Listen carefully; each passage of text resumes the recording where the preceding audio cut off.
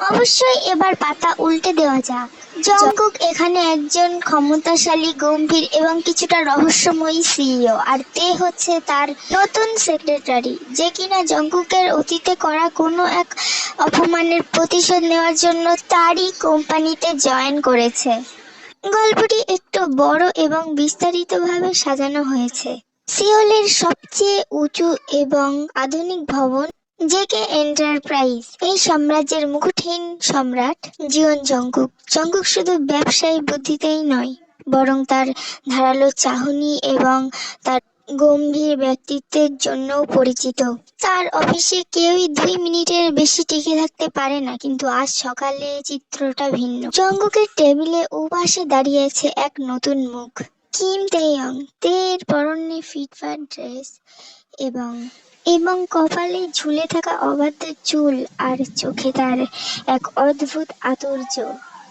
সে জঙ্কুকের নতুন ব্যক্তিগত সহকারী হিসেবে জয়েন করেছে, কিন্তু জঙ্কুক জানতো না যে এই সেই মেয়ে যার বাবাকে 5 বছর আগে জঙ্কুক তার বাবার কোনোরকম কোনো দোষ ছাড়াই তাদের ব্যবসা থেকে বের করে দিয়েছিল এবং তাদের দেউলিয়া হওয়ার পথে ঠেলে দিয়েছিল।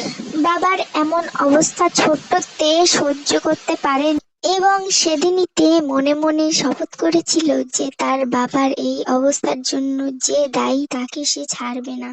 অফিসের প্রথম কয়েক সপ্তাহ তে একদম আদর্শ কর্মচারীর মতন আচরণ করলো। জঙ্কুকের কফি ঠিক কত ডিগ্রি তাপমাত্রায় হতে হবে এবং কোন ফাইলটি আগে সই করতে হবে সবই তার নখদর্পণে ছিল।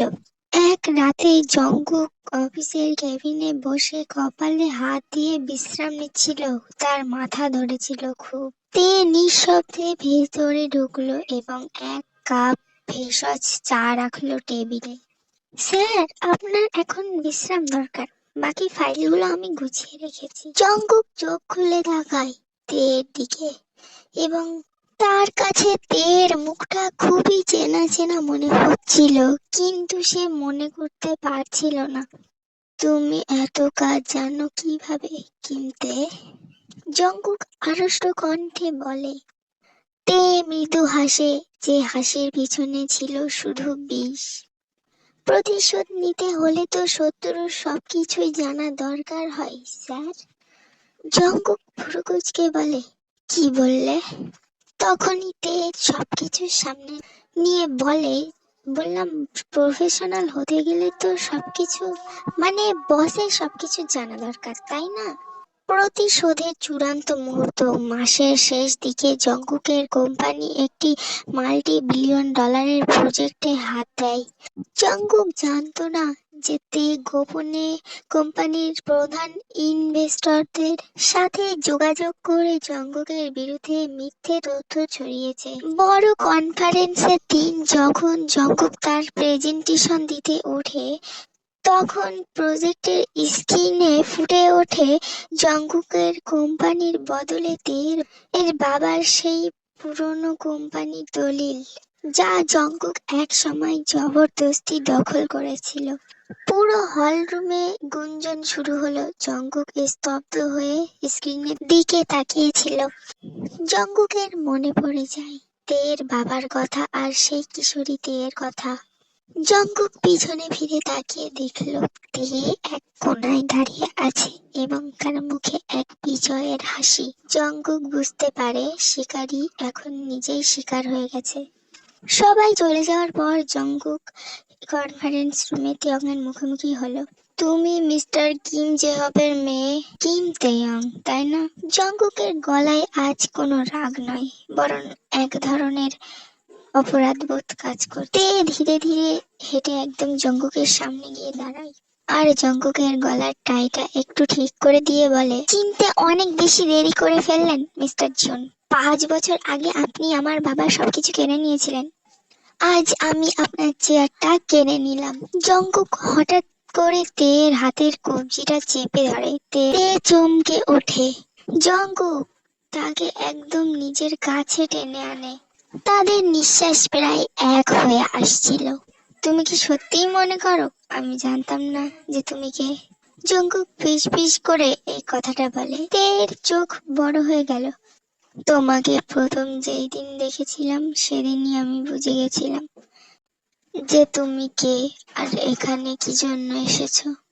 তাই তো ওই ফাইলগুলো আমি নিজেই সাজিয়ে রেখেছিলাম যাতে তুমি খুব সহজেই আমার উপর প্রতিশোধ নিতে পারো। আমি তোমাকে যা দিয়েছি তা ক্ষমতার চেয়েও বড় কিছু। তে তে এবার সত্যি হতভম্ব হয়ে গেল। আপনি আপনি জেনে বুঝেই নিজের ক্ষতি হতে দিলেন? জঙ্কুক বিষণ্ণ হাসে। তে স্তব্ধ হয়ে দাঁড়িয়ে রইল। তার সাজানো প্রতিশোধের জাল যেন জঙ্কুকের মুহূর্তের শিকারিত্বের সামনে তাসের ঘরের মতো ভেঙে পড়ল। জঙ্কুকের চোখের সেই শান্ত চাহনি তাকে বুঝিয়ে দিল যে গত কয়েক মাস ধরে সে একা খেলছিল না, বরং জঙ্কুক তাকে জিততে দিচ্ছিল। তে জঙ্কুকের কাছ থেকে নিজেকে ছাড়িয়ে এক পা পিছিয়ে দাঁড়ায়। কেন কেন এত বড় নিজের ক্ষতি হতে দিলেন? আপনি চাইলেই তো আমাকে পুলিশে দিতে পারতেন। জঙ্কুক হালকা হাসে, যে হাসিতে কোনো দম্ভ নেই, আছে শুধু বুক ভরা হাহাকার। জঙ্কুক ধীরে ধীরে তের গালের উপরে হাত রাখে। তে একটু কেঁপে ওঠে, কিন্তু তবুও তাকে সরায় না। কারণ 5 বছর আগে আমি যখন তোমার বাবার ব্যবসা কেড়ে নিয়েছিলাম তখন শুধু আমি জয় দেখেছিলাম, কিন্তু পরে তোমার পরিবারের অমন অবস্থা আমি সহ্য করতে পারিনি। আমি জানতাম আমি ভুল করেছি, আমি শুধু অপেক্ষায় ছিলাম কবে আমি এই ভুলের শাস্তি পাবো। তের চোখের কোণে জল চিকচিক করে উঠল। এত বছরের ঘৃণা, ক্ষোভ আর জেদ সব এক নিমেষে জল হয়ে বয়ে গেল। সে বুঝতে পারল আসলে সে জঙ্কুককে ধ্বংস করতে চায়নি, বরং চেয়েছিল তার অ্যাটেনশন, এক নতুন শুরু। তে হঠাৎই জঙ্কুককে জড়িয়ে ধরল, এমন ভাবে শক্ত করে ধরল যেন ছেড়ে দিলেই জঙ্কুক হারিয়ে যাবে। জঙ্কুকও তেকে 2 হাতে আগলে নিল। কনফারেন্স রুমের নিস্তব্ধতায় শুধু তাদের নিঃশ্বাসের শব্দ শোনা যাচ্ছিল। আমি সব ফিরিয়ে দেব জঙ্কুক, সব ফাইল, সব ইনভেস্টর, আমি আপনার কোম্পানি নষ্ট হতে দেব না। তে জঙ্কুকের কাঁধে মুখ লুকিয়ে বলে। জঙ্কুক তেকে তার থেকে একটু আলাদা করে তার চিবুকটা উঁচিয়ে ধরে বলে, কোম্পানি তো অনেক আসবে যাবে তে, কিন্তু এই জঙ্কুককে সামলানোর জন্য যে আমার একজন কিমতি অঙ্কে খুবই দরকার। তুমি কি আমার পাশে থাকবে? এবার কোনো কর্মচারী হিসেবে নয়, বরং আমার পার্টনার হিসেবে। তে তার চোখের জল মুছে হেসেই ফেলল, এক অদ্ভুত সুন্দর হাসি যা জঙ্কুকের পুরো জগৎকেই আলোয় ভরিয়ে দিল। তে দুষ্টুমি করে বলে, আমি অনেক দামি একজন অ্যাসিস্ট্যান্ট, কিন্তু মিস্টার জিওন সামলাতে পারবেন তো? জঙ্কুক তের কপালে নিজের কপাল ঠেকিয়ে বলে, আমার সবটুকু দিয়েই আমি তোমাকে আগলে রাখার চেষ্টা করব, এটাই আমার সবথেকে বড় ডিল। বাহিরে তখন সিওলের রাতের আকাশটা তারায় তারায় ভরে উঠেছে। অফিসের কাচের জানালা ওপাশে শহরটা জেগে আছে, কিন্তু ভেতরে 2জন মানুষ খুঁজে পেয়েছে তাদের বহু প্রতিশ্রুতির শান্তি। প্রতিশোধের আগুন নিভে গিয়ে সেখানে জ্বলে উঠল ভালোবাসার এক মায়াবী প্রদীপ। পরের দিনগুলো যেন এক মায়াবী স্বপ্নের মতো। জিওন জঙ্কুক এখন আর কঠোর সিইও নয়, তের কাছে তো নয়। অফিসের কাজ শেষে জঙ্কুক নিজেই ড্রাইভ করে তেকে নিয়ে গেল এক নিরিবিলি নদীর পাড়ে, যেখানে জাঁকজমক নেই, আছে শুধু প্রশান্তি। তাদের প্রথম ডেট। নদীর পাড়ে সাদা চাদর বিছিয়ে জঙ্কুক বসে, পাশে তে, যার চোখে এখনো অবিশ্বাসের ঘোর। যেই মানুষটা কিনা সব সময় তার কয়েক কোটি টাকার ডিল নিয়ে পড়ে থাকতো, সে কিনা আজ তার সাথে একটু সময় কাটানোর জন্য সব ফেলে চলে এসেছে। জঙ্কুক একটা ছোট্ট বাস্কেট থেকে তের সব থেকে প্রিয় স্ট্রবেরি বের করে এবং বলে, অফিসে তো সবসময় হুকুম করো, এবার এটা খেয়ে দেখাও তো। তে স্ট্রবেরিটা হাতে নিয়ে জঙ্কুকের দিকে এক দৃষ্টিতে তাকিয়ে রইল। চাঁদের আলো জঙ্কুকের তীক্ষ্ণ চোয়াল ও শান্ত চোখে পড়ে আরো তাকে বেশি মোহনীয় করে তুলেছে।